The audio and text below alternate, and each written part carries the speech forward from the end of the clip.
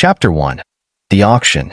The Zillern Intergalactic Auction House was a chaotic blend of opulence and cruelty. Beings from across the galaxy filled the chamber, their appearances as varied as the stars themselves. Ornate pillars lined the room, glowing faintly with ethereal energy, while floating platforms carried bidders closer to the action. The scent of alien spices and ozone mingled in the air, creating a suffocating atmosphere. For the wealthy elite, this was an event of decadence and entertainment. For those on the auction block, it was the end of freedom. Among the captives stood Ethan, a human from Earth's fringe colonies, his defiant green eyes surveying the room. His wrists were bound by energy cuffs that glowed faintly, restricting any attempt at rebellion. Unlike the others, who cowered under the jeering crowd, Ethan stood tall. Though his muscles ached and his face bore the grime of captivity, he exuded a quiet strength that defied the hopelessness around him. "Next item," barked the auctioneer, a thin, serpentine alien with translucent skin. Its voice reverberated unnaturally, amplified by the energy-infused podium. A rare specimen, a male from the species Homo sapiens. Strong, resourceful, and exceptionally resilient to environmental extremes. A prized acquisition for anyone seeking a durable servant or an intriguing companion. The room buzzed with interest. Humans were still a curiosity in the galaxy, having only recently ventured into interstellar space. To most alien races, they were seen as underdogs, brave but reckless, intelligent but unrefined. Many bidders eyed Ethan with intrigue, wondering if the rumors about humanity's adaptability were true. In the shadows of the Grand Chamber, Queen Zalthea of the Zillerian Dominion observed the auction with disinterest. Her regal form was a vision of alien beauty, tall and imposing, with obsidian-black skin adorned with golden bioluminescent patterns that pulsed faintly with her emotions. Her glowing, molten gold eyes scanned the captives lazily. She hadn't come to purchase anyone.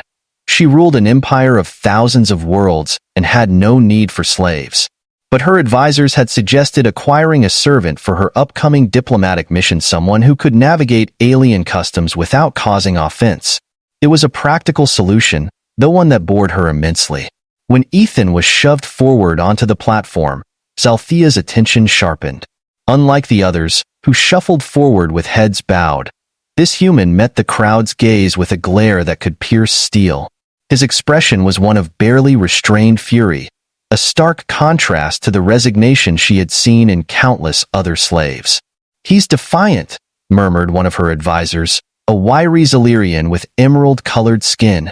"Such traits are often troublesome in servants." Zalthea didn't respond immediately. Her golden eyes narrowed, studying Ethan as the auctioneer began to rattle off his attributes. There was something compelling about his defiance, a spark of resistance that made him stand out from the masses. It was rare to see a being so unbroken in a place like this. 10,000 credits, shouted a gelatinous alien, its voice bubbling as it raised a slimy appendage. 15,000, countered a reptilian noble draped in ceremonial armor. The bids climbed steadily, and for the first time that evening, Zalthea felt a flicker of amusement. Was this human truly worth the fuss? She tilted her head, watching as Ethan's eyes darted toward the bidders, his jaw clenched in barely concealed anger. Despite his predicament, he didn't look defeated. He looked furious. 50,000 credits, Zalthea said suddenly, her voice calm but commanding. The room fell silent at once. The auctioneer, caught off guard, hesitated before regaining composure. "Ah, an excellent bid, Your Majesty. 50,000 credits. Do we have any challengers?" 55, shouted the gelatinous alien, clearly unwilling to concede. Zalthea's bioluminescent patterns flared briefly, a subtle warning that rippled across her skin. 100,000, she said flatly, her voice cutting through the murmurs like a blade. The finality in her tone left no room for argument. The crowd fell into hushed whispers, and the gelatinous bidder slumped back, defeated. The auctioneer clapped its hands together, eager to close the sale. 100,000 credits. Going once. Going twice. Sold to Her Majesty, Queen Zalthea of the Zillerian Dominion. Ethan was unshackled from his restraints, but kept in the glowing cuffs as guards marched him toward his new owner. Despite the circumstances, he refused to show fear, even as he stood before Zalthea's towering figure. Up close, she was even more imposing. Her presence radiated authority, and her glowing golden eyes seemed to pierce straight through him. "You may own my body," Ethan said, his voice low and edged with defiance, "but you'll never own my mind." Zalthea's lips curved into a faint smile, more curious than offended. "We shall see, human," she replied, her voice smooth and unbothered. Turning gracefully, she gestured for her guards to follow her as she walked toward her starship. Ethan was escorted behind her, his mind racing. He didn't know what fate awaited him in the hands of this alien queen, but one thing was certain: he would not break easily. Chapter 2. A Queen's Servant. Ethan's first day aboard the Vylora's Grace, Queen Zalthea's personal flagship, was a strange mix of luxury and confinement. The royal vessel was a masterpiece of Zalirian engineering. Vast halls of shimmering metal were adorned with glowing, alien crystals that radiated warmth and light. Despite the beauty of his surroundings, Ethan couldn't shake the sensation of being a prisoner. The guards who escorted him to his quarters were silent and imposing, their armor gleaming under the ship's ambient light. His room, however, was far from what he expected. Instead of a cold cell or a cramped servant's quarters, he found himself in a lavishly furnished suite. Soft, silken fabrics covered the bed, the walls shimmered with calming bioluminescent patterns, and a small table was stocked with food and drink. It was the first time in weeks he had seen a real meal, and despite his determination to resist, his hunger got the better of him. Hours passed before there was a knock at his door. Ethan turned as it slid open, revealing Queen Zalthea herself. She stepped inside, her towering form both graceful and commanding. Her golden eyes studied him with the same curiosity she'd shown at the auction, but there was no malice in her gaze. "You've been quiet," she said, her voice calm but sharp, as if she were testing him. "Most would have tried to escape by now. Why haven't you?" Ethan crossed his arms, his defiance still intact. "What's the point? Your ship is a fortress, and I'm not stupid enough to think I can take on an entire crew by myself." A faint smile played at Zalthea's lips. "Practical. I appreciate that." She took a step closer, her bioluminescent patterns pulsing faintly. "Tell me, Ethan, what is it that drives you? Fear? Survival? Or perhaps defiance for its own sake?" "I want my freedom," Ethan replied bluntly.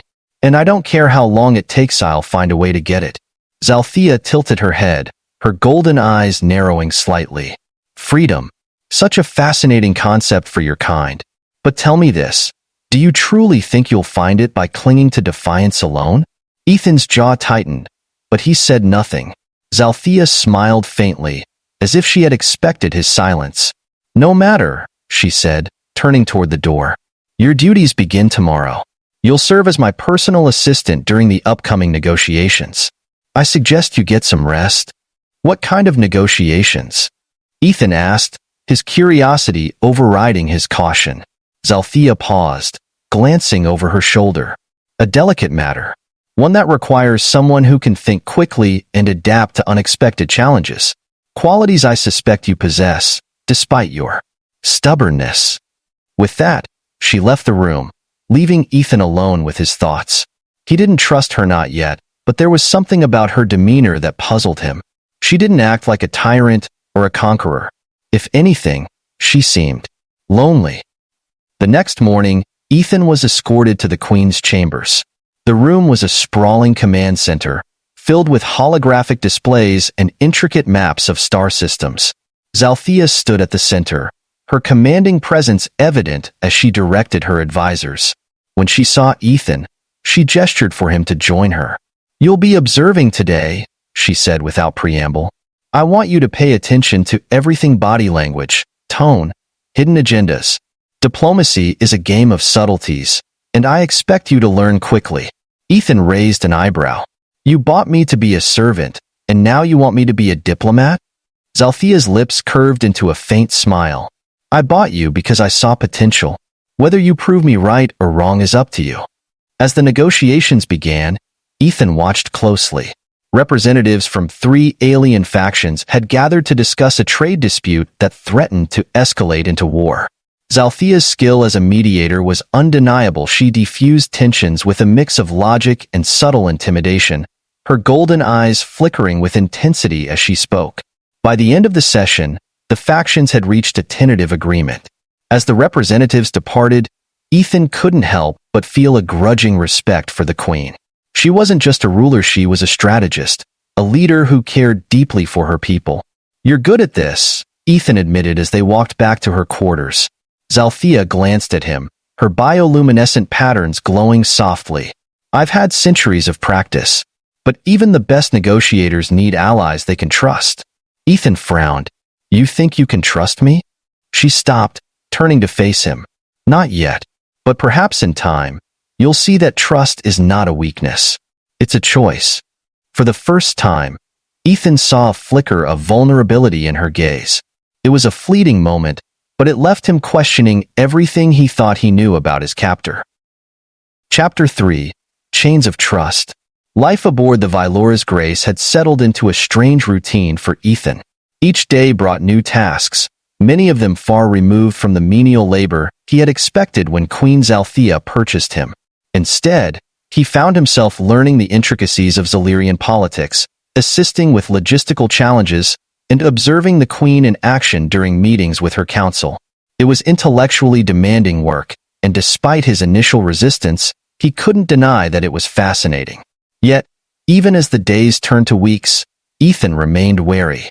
He couldn't afford to let his guard down, not in a place where he was technically still a captive. The energy cuffs had been removed not long after he proved he wouldn't immediately attempt to flee, but the symbolic weight of his situation remained. Freedom was still a distant goal, and trusting Zalthea was a risk he wasn't sure he was ready to take. The turning point came one evening, when Zalthea summoned Ethan to her private chambers. He hesitated before entering, unsure of what to expect. The Queen's quarters were unlike anything he'd seen aboard the Vylora's Grace. The walls were crafted from a smooth, obsidian-like material that shimmered faintly with golden patterns, echoing the bioluminescent designs on Zalthea's own skin. A massive window dominated one wall, offering an unobstructed view of the stars. The room was both minimalist and elegant, a reflection of the Queen herself. Zalthea stood by the window, her tall frame silhouetted against the endless expanse of space. She turned as he entered, her golden eyes locking onto his with their usual intensity. Ethan felt a familiar surge of unease, but he masked it with his usual defiance. "You called for me?" he asked, keeping his tone neutral. "Yes." She gestured for him to sit in one of the chairs near the center of the room, but he remained standing. Zalthea's lips curved into a faint smile, as if she found his stubbornness amusing. "Still so resistant," she observed. "You've been here for weeks, yet you refuse to relax." Ethan crossed his arms. "Hard to relax when you're technically a prisoner." "Technically," she repeated, her voice thoughtful. "And yet, you've been given freedom aboard this ship.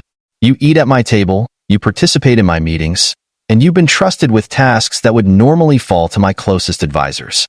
Does that sound like imprisonment to you?" "It's not freedom either," Ethan countered. Zalthea studied him for a moment before sighing. She moved to one of the chairs and sat gracefully, gesturing again for him to join her. "This time," he relented, taking a seat across from her. The room fell silent, save for the faint hum of the ship's engines. "Do you know why I purchased you?" Zalthea asked finally, her tone uncharacteristically soft. "You said it was because I had potential," Ethan replied, his skepticism evident. "That's part of it," she admitted. "But there's more to it than that. When I saw you at the auction, I saw something I hadn't seen in centuries." Ethan frowned. "And what's that?" "Defiance," she said simply. "True defiance, not born of arrogance or desperation, but of strength. You stood on that stage as if the chains meant nothing to you. I've encountered many beings over the centuries, Ethan, but few have possessed that kind of fire. It intrigued me." "So you bought me out of curiosity?" he asked, his voice tinged with sarcasm. Zalthea's bioluminescent patterns flickered faintly, a sign of amusement. "In part. But curiosity isn't enough to spend 100,000 credits. I needed someone who could serve me not as a servant in the traditional sense, but as an ally. Someone who could see the flaws in my plans, challenge me when I'm wrong, and stand beside me when things become difficult. Ethan stared at her, stunned. He had spent weeks trying to understand Zalthea's motivations, and now that she was finally being honest, he found himself at a loss for words. "You want me to be what? Your advisor?" he asked, disbelief evident in his tone. "Perhaps," she said, leaning back in her chair. "Or perhaps something more. The Zalirian Dominion is vast, Ethan, but it is also fragile. There are forces at work that seek to undermine everything I've built. I cannot face them alone." "Why me?" Ethan asked. "You have an entire empire at your disposal. Advisors, generals, diplomats. Why choose a human, of all people?" "Because you're different," she said simply. "The people around me are either too loyal to question me or too ambitious to trust. You, on the other hand, have no reason to be loyal and no aspirations within my empire. You're an outsider, and that makes your perspective invaluable." Ethan frowned, his mind racing. He had spent so long seeing Zalthea as his captor, his oppressor, but now she was revealing a side of herself that he hadn't expected, a ruler burdened by the weight of her responsibilities, someone who carried the hopes of an entire empire on her shoulders. "I don't know if I can trust you," he said finally, his voice quieter than before. Zalthea nodded, her expression solemn. "I don't expect you to trust me immediately. Trust is earned, not given. But I hope in time, you'll see that I'm not your enemy." The sincerity in her voice caught him off guard. For the first time, Ethan felt a flicker of something other than defiance, a tentative sense of understanding. The next morning, Ethan accompanied Zalthea to a critical negotiation with the Vaelorian Empire, one of the Zalirian Dominion's most powerful rivals. The meeting was held aboard a neutral space station, its sterile halls patrolled by armed guards from both factions. The tension was palpable, and Ethan could feel the weight of every glance and every word. The Vaelorians were a proud, warlike species known for their towering stature and sharp, crystalline features. Their leader, High Consul Varek, exuded an air of superiority as he greeted Zalthea with a condescending smile. "Queen Zalthea," Varek said, his voice dripping with false politeness. "Always a pleasure." "High Consul Varek," Zalthea replied coolly. "Let's dispense with the pleasantries, shall we? We have much to discuss." The negotiations began, and Ethan quickly realized just how precarious the situation was. The Vaelorians accused the Zalirians of violating trade agreements, while Zalthea countered with evidence of Vaelorian sabotage. The tension escalated with each exchange, and it became clear that the Vaelorians were looking for an excuse to walk away. At one point, Varek leaned forward, his crystalline eyes glinting with malice. "You speak of cooperation, Queen Zalthea, but your actions tell a different story. Perhaps the Zalirian Dominion isn't as noble as it claims to be." Ethan's patience snapped. Before he could stop himself, he spoke up. "That's rich coming from someone who's spent the last decade destabilizing entire star systems. If you're looking for a reason to start a war, just say so. But don't waste everyone's time pretending you're the victim." The room fell silent. Varek's gaze shifted to Ethan, his expression a mixture of surprise and fury. "Who is this creature?" he demanded, his voice laced with contempt. "This is Ethan," Zalthea said calmly, her golden eyes flicking to Ethan with a hint of approval. "He speaks for me." Varek's crystalline features hardened, but he said nothing. The tension in the room was thick, but Ethan held his ground, his defiance unwavering. By the end of the meeting, a tentative agreement was reached. As they left the station, Zalthea turned to Ethan. "That was bold," she said, her tone carrying a hint of amusement. "You could have jeopardized everything. Or I could have saved the negotiations," he countered. "Sometimes you have to take risks." She chuckled softly. "Perhaps you're more Zalirian than I thought." Ethan smirked. "Don't push your luck." For the first time since his capture, Ethan felt like an equal, not a servant. And as they boarded the Vylora's Grace, he couldn't help but wonder if his place was truly at Zalthea's side, not as her property, but as her partner. Chapter 4. A Queen's Proposal. The Vylora's grace drifted silently through the stars, its sleek hull glinting under the faint light of distant nebulae. Within its walls, Ethan's position had changed drastically. What had begun as reluctant servitude was now something more complex. He was no longer merely a captive, but a trusted confidant to Queen Zalthea herself. Yet, even as his role shifted, questions lingered in his mind. Was this trust genuine? Or was it just another strategy in the Queen's endless game of diplomacy and power? That evening, Zalthea invited Ethan to her private chambers once again. This time, the air between them felt different, less formal, more personal. When he entered, she was seated near the grand window, a glass of shimmering, golden liquid in her hand. She gestured for him to join her at a small table where another glass had already been poured. "Sit," she said, her voice softer than usual. "I think we've earned a moment of peace after today's negotiations." Ethan sat, eyeing her cautiously. "You don't seem like the type to drink with your servants." "You're not a servant anymore," Zalthea said, taking a sip of her drink. "You've proven yourself far more valuable than that." Ethan raised an eyebrow. "Valuable enough to stop calling me property?" Zalthea chuckled, her golden eyes glinting with amusement. "I never saw you as property, Ethan, but you already know that." "Maybe," he said, leaning back in his chair. "But I've spent weeks wondering what your angle is. Why trust me? Why give me so much access to your plans? It doesn't add up." Zalthea set her glass down, her expression growing serious. "I've been honest with you, Ethan. I trust you because you've earned it, and because I see something in you that I haven't seen in centuries, a strength of will, a clarity of purpose. You remind me of someone I once knew." "Who?" he asked, surprised by her vulnerability. "My mate," she said quietly, her voice tinged with sadness. "He was everything I needed in a partner. Strong, intelligent, fearless. But he was taken from me long ago, in a war that I still regret starting." Ethan was stunned into silence. He had never imagined Zalthea as someone who could experience loss or regret, let alone admit it openly. It made her seem more real, less the untouchable ruler, and more a person burdened by her own mistakes. "I'm sorry," he said finally, unsure of what else to say. Zalthea smiled faintly. "Thank you. But that's not why I brought you here tonight." She leaned forward, her golden eyes locking onto his.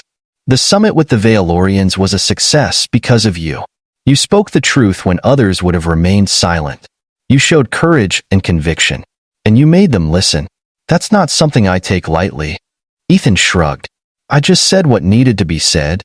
And that's exactly why I need you," she said, her voice firm. "Not just as an advisor, but as my partner." His breath caught. "Partner? What are you saying?" Zalthea's bioluminescent patterns flickered softly, a sign of nervousness that seemed out of place for someone as composed as her. "I am saying that I want you at my side, not as a servant, not as a subordinate, but as my equal. The Dominion is at a crossroads, Ethan. If we are to survive the challenges ahead, I need someone who will challenge me, someone who will stand with me. And I believe that person is you." Ethan stared at her, his mind racing. He had never expected this, never imagined that the alien queen who had bought him as a slave would one day offer him something so profound. But as he looked into her golden eyes, he saw sincerity, vulnerability, and a hope that he hadn't seen before. "You want me to? What, rule with you?" he asked, still trying to process her words. "Yes," Zalthea said, "but more than that. I want you to marry me." Ethan's heart skipped a beat. "Marry you? You can't be serious." "I've never been more serious," she said, her tone unwavering. "The Zalirian people respect strength and unity. A partnership between us would send a powerful message not just to my people, but to the entire galaxy. And it would mean I don't have to face the future alone."